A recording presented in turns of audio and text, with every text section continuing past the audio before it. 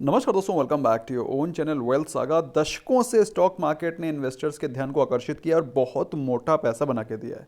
लेकिन पहले के ज़माने में स्टॉक्स को खरीदना और बेचना इतना आसान नहीं होता था। आप जब भी स्टॉक्स को खरीदते थे आपको शेयर सर्टिफिकेट मिलता था, और जब आपको बेचना होता था तो आपको एक्सचेंज पहुंचना होता था, ब्रोकर से अप्रोच करना होता था। ब्रोकर्स आपके शेयर सर्टिफिकेट लेकर के वहाँ पर अनाउंस करता था, तब जाकर के आपके शेयर कहीं सेल हो पाते थे। लेकिन समय बदला। समय के साथ जब नए ज़माने में दोस्तों आजकल सिर्फ एक स्वाइप से आपका स्टॉक बाय होता है, एक स्वाइप से आपका स्टॉक सेल होता है। इसके बेनिफिट्स हैं ease of doing participation in market. Market में पार्टिसिपेशन आसान हो गया है, बढ़ गया है। लेकिन अगर बात करें इसके नुकसान के, तो नुकसान भी कई सारे बढ़ गए हैं।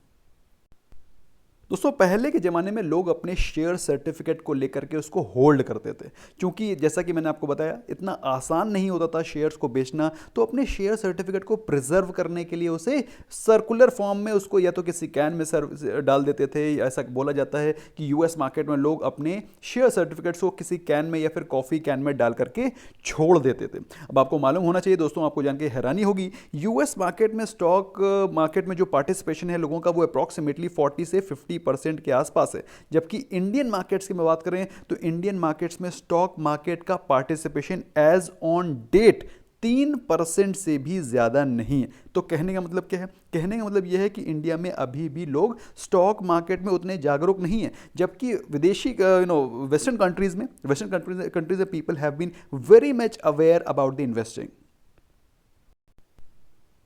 जिस कारण से जब वो अपने पोर्टफोलियो को देखते थे, अपने जो कॉफ़ी कैन में उन्होंने अपने शेयर सर्टिफिकेट्स को छुपा करके रखा होता था, उसको जब रियलाइज़ करते थे तो आज से 10 साल बाद, 20 साल बाद वो पाते थे कि उनके जो इन्वेस्टमेंट है उसकी वैल्यू 20 से 30 टाइम्स तक बढ़ गई है। तो दोस्तों इसे बोलते हैं कॉफ़ी कैन इन्वेस्टिंग का, कॉफ़ी कैन पोर्टफोलियो मेकिंग का फंडामेंटल्स। अब बात करते हैं कॉफ़ी कैन पोर्टफोलियो मेकिंग में आपको क्या चीज़ें ध्यान रखनी चाहिए, कैसे आपको करना है और कैसे आप इसमें मोटा इन्वेस्टमेंट, मोटा प्रॉफिट कमा सकते हैं।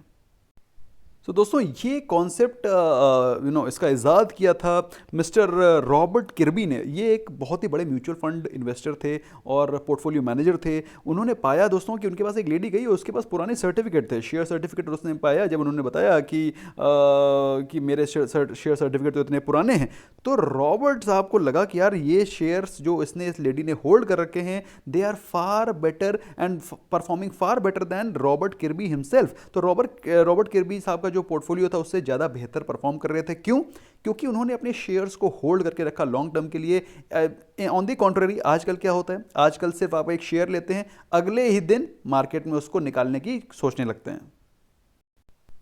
तो कॉन्सेप्ट सिंपल है, अच्छे स्टॉक को लो, अच्छे स्टॉक को जिसके कि फंडामेंटल्स अच्छे हों, जिसका कैश फ्लो अच्छा हो, उस स्टॉक को ले और लॉन्ग टर्म के लिए होल्ड करें। और अननेसेसरी की स्टॉक न्यूज़ से बचें, क्योंकि स्टॉक न्यूज़ से जैसे ही आप आते हैं आपके अंदर फियर भर जाता है, और जो स्टॉक्स आपने ले रखे हैं अगले ही दिन या फिर कुछ दिनों बाद आप उस स्टॉक को सेल करके उससे निकल जाते हैं और लॉन्ग टर्म वेल्थ क्रिएशन से वंचित रह जाते हैं। दोस्तों ये चार्ट है रिलायंस का। अब काफ़ी सारे लोग सोचते होंगे रिलायंस को मैं डिप्स में खरीदूंगा, जब गिरावट होगी तब खरीदूंगा। बहुत अच्छी अप्रोच है, मैं भी वही करता हूं। लेकिन हर आदमी के बस की बात ये नहीं है कि वो डेली स्टॉक मार्केट को ट्रैक कर सके या फिर बेस्ट बाय पर स्टॉक को खरीद सके। लेकिन दोस्तों अगर आपने रिलायंस के स्टॉक को हर महीने एज SIP फॉर्म में भी खरीदा होता, डिप्स की बात मैं कर ही नहीं रहा हूँ, मैं बात कर रहा हूँ आपने उसको हर महीने खरीदा 2017 से। 2017 में उसका प्राइस था 500 रुपीज़ और उसके हाई दैट इज 2250, ये आपने हाई तक खरीदा, तो आपका जो इन्वेस्टमेंट हो जाएगा इसका एवरेज हो जाएगा। मेरी बात समझ में आ रही है आपको? 500 रुपए से 2250 के एवरेज अगर आप लेंगे तो तकरीबन 1400 रुपए आएगा, 1400 रुपीज।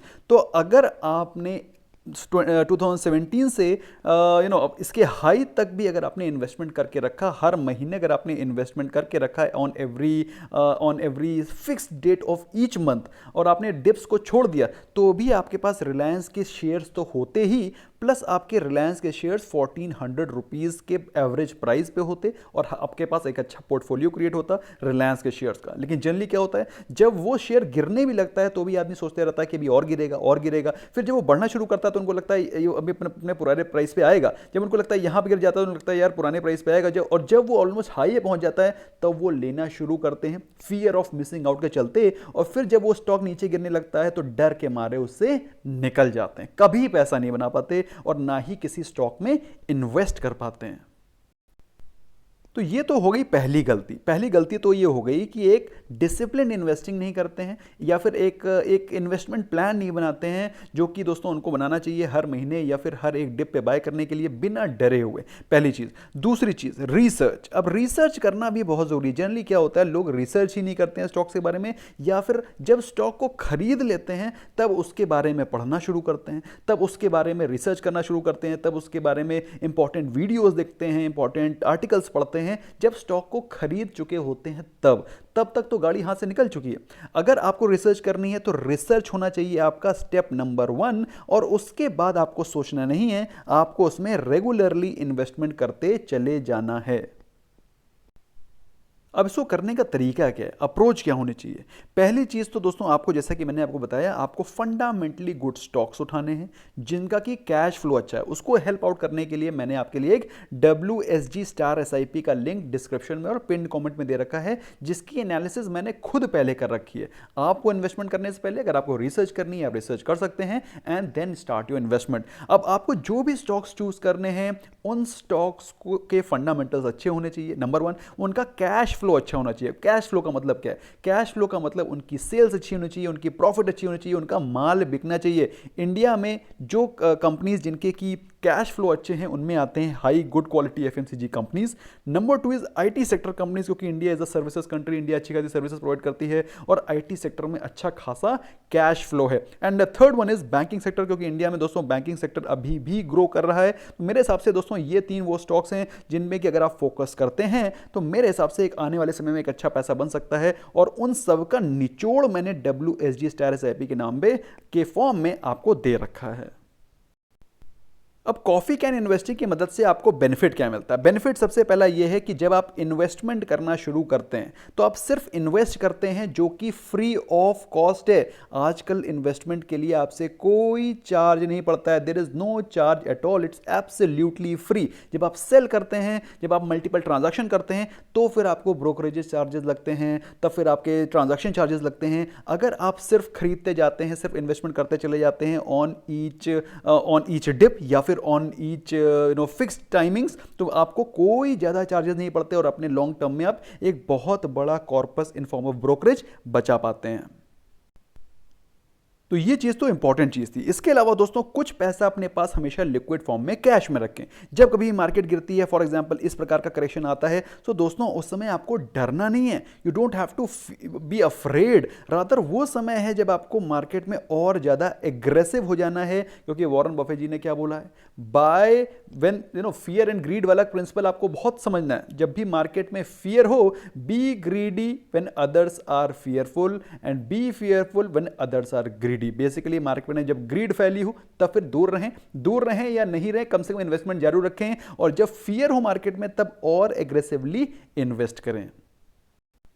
इसका बेनिफिट यह है दोस्तों कि जब कभी भी मार्केट ऊपर जा रही होगी और वो स्टॉक ऊपर जा रहा होगा तो आपको ये कॉन्फिडेंस है कि वो स्टॉक जो आपने ले रखा है वो अच्छी क्वालिटी का स्टॉक है, तभी तो वो ऊपर जा रहा है, नंबर 1। और बाई चांस अगर करेक्शन होता है और वो स्टॉक नीचे गिरता है तो आपने ऑलरेडी उस स्टॉक के बारे में रिसर्च कर रखी है, तो जब स्टॉक वो गिरेगा तो आपको आधे प्राइस पे वो स्टॉक मिल पाएगा। रिलायंस इंडस्ट्रीज 1500 रुपए का स्टॉक था कोविड के फॉल से पहले, और अभी कोविड के फॉल के दौरान वो स्टॉक 800 रुपए पे मिल रहा था। That is 50% discount. तो आप जितने शेयर कोविड फॉल से पहले ले पा रहे थे उससे डबल शेयर उतने ही पैसे में ड्यूरिंग कोविड ले पा रहे थे। तो investment during crash, investment during sell off is very very satisfying and very very rewarding. तो दोस्तों न्यूज़ के क्लटर को हटाएं। न्यूज़ जो अननेसेसरी न्यूज़ आजकल जो सोशल मीडिया, यूट्यूब आपको बहुत सारे पोस्ट, आपको कई सारी न्यूज़ बताते हैं, तो उन न्यूज़ के क्लटर से बचें। अपने रिसर्च करे हुए स्टॉक्स में इन्वेस्टमेंट शुरू करें और हर महीने करें। Believe you me guys, it is very important to invest regularly rather than buying on dips, क्योंकि डिप्स में आप डर जाएंगे, खरीद नहीं पाएंगे, और जब वो ऊपर भागना शुरू हो जाएगा तब आप खरीदेंगे, और जैसे ही आप खरीदेंगे वो स्टॉक थोड़ा सा भी गिरा तो आप बेच करके निकल जाएंगे, क्योंकि आपके अंदर डर भरा हुआ है। तो ये जो स्टॉक मार्केट की न्यूज़ है उसके क्लटर से बचें और अपने कॉफी कैन इन्वेस्टिंग के प्रिंसिपल को ध्यान में रखते हुए स्टॉक को होल्ड करें लॉन्ग टर्म के लिए। और बिलीव यू मी गाइस, 10 साल बाद you will be surprise to know and you will be thanking this video. इस वीडियो को आप थैंक करेंगे क्योंकि आपने एक अच्छा कॉर्पस क्रिएट कर रखा होगा, and you will be surprise to know the power of compounding, क्योंकि उतने पर्टिकुलर सालों में स्टॉक्स ने आपको कितना सारा डिविडेंड दे रखा होगा, कितने सारे स्टॉक्स के बोनसेस मिल रखे होंगे। एक का स्टॉक 2 के बोनस दे चुका होगा, अब वो 2 स्टॉक 4 के बोनस दे चुके होंगे, तो इतना सारा वेल्थ जनरेट होगा in long term that you will be surprise. लेकिन दोस्तों कुछ लोग कहेंगे कि सर आप तो ट्रेडिंग भी करते हैं, तो ट्रेडिंग क्या हम लोग इन्वेस्टिंग करें, ट्रेडिंग ना करें? तो दोस्तों जिनके पास रेगुलर सोर्स ऑफ इनकम नहीं है तो उनको ट्रेडिंग करके पैसे भी तो कमाने हैं। Investment is also very important, और जो भी पैसा आपका ट्रेडिंग से कमाते हैं आप उसको इन्वेस्ट जरूर करें। Bye bye for now.